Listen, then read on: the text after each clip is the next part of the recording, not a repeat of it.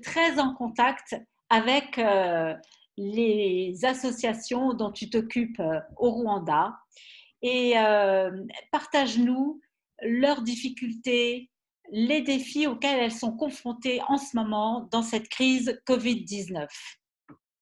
Les deux s'occupent de la plupart des femmes que je dirais qui sont vulnérables. Qu'est-ce que tu as voulu faire en fait pour les aider?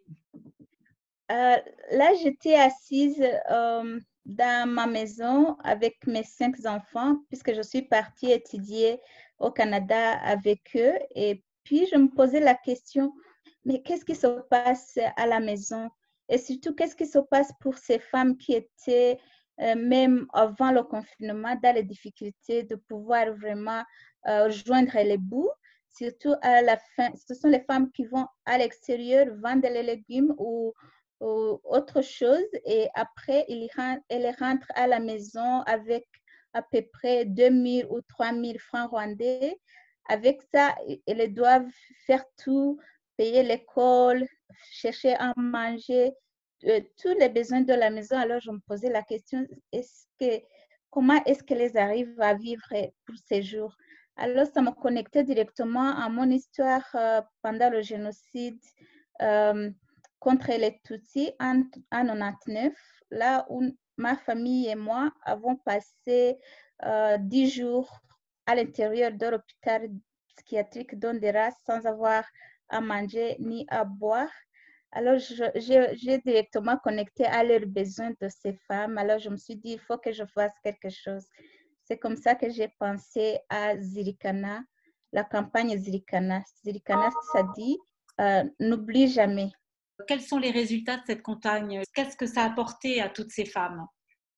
Je dirais que les résultats ont été très miraculeux, puisque à partir du moment où j'ai eu cette pensée avec mes 2 enfants, je l'ai directement partagée à ma sœur qui, elle aussi, vit au Canada. Et puis, elle a dit, c'est une bonne idée, mais les gens sont en difficulté eux-mêmes. Est-ce que tu penses qu'ils vont pouvoir aider? Et je me suis dit, ça ne coûte rien d'essayer. Et puis, je me suis dit, il faut que je commence à partager avec mes amis proches.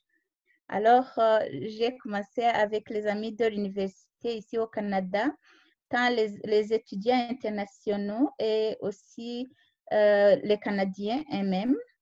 Et directement, j'ai vu la réponse des gens qui contribuaient, puisque je leur disais au moins de donner 20 dollars pour faire vivre une femme pour 10 jours au moins. Je faisais des calculs comme ça.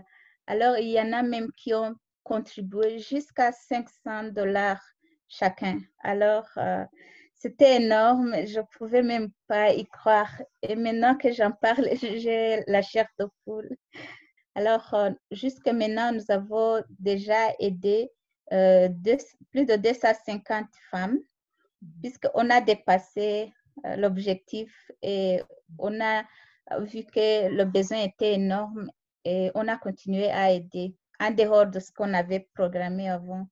Et on voit par cette action à quel point finalement des petits ruisseaux font des grandes rivières. Je sens que je veux pleurer puisque le monde est petit finalement et un pays peut aider un autre sans qu'il y ait la collaboration bilatérale dont on a souvent entendu. Mais d'individu à l'autre, ça marche aussi et ça contribue beaucoup pour le pays, la communauté et la population entière.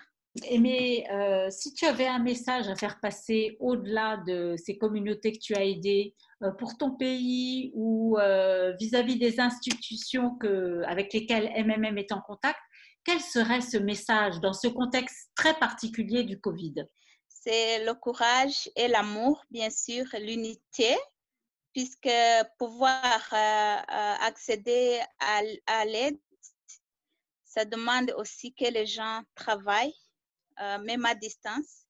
Et ce que j'ai vu aussi, c'est la solidarité. C'est ça le message.